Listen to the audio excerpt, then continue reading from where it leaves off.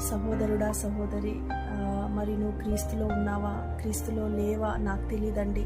నువ్వు ఒక బిలీవర్వా, ఒక అవిశ్వాసివా నాకు తెలియదు. కానీ నేను తెలుసుకున్న దేవుడైతే ఎంతో ప్రేమ కలిగిన దేవుడు అండి. ఆయన ప్రేమను మనం కొలవలేము. ఆయన ప్రేమ యొక్క వెడల్పు, ఆయన ప్రేమ యొక్క లోతు, ఆయన ప్రేమ యొక్క ఎత్తును మనము కొలవలేమండి. ఏ భాషలో కూడా వర్ణించలేము. మనము ఏ రీతిగా కూడా ఆయన ప్రేమను వర్ణించలేమండి. హల్లెలూయా. సో అంత ప్రేమ గల దేవుడు అండి.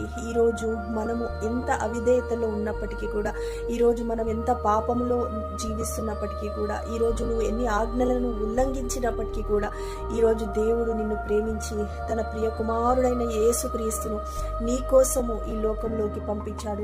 నా కోసం ఈ లోకంలోకి పంపించడమే కాకుండా ఆయన కుమారుణ్ణి మరి మన పాపములన్నిటి విషయమై పశ్చాత్తాపముగా ఉండునట్లు మన పాపముల విషయమై ఆయనను బలిగా ఇచ్చాడండి. మన పాపములకు వెల చెల్లించడానికి ఆయనను తన కుమారుడైన యేసుక్రీస్తుని సిలువలో బలియాగముగా అర్పించాడు ఆ దేవుడు. మరి ఆ దేవుడు అంత ప్రేమ కలిగిన దేవుడు అండి మన దేవుడు.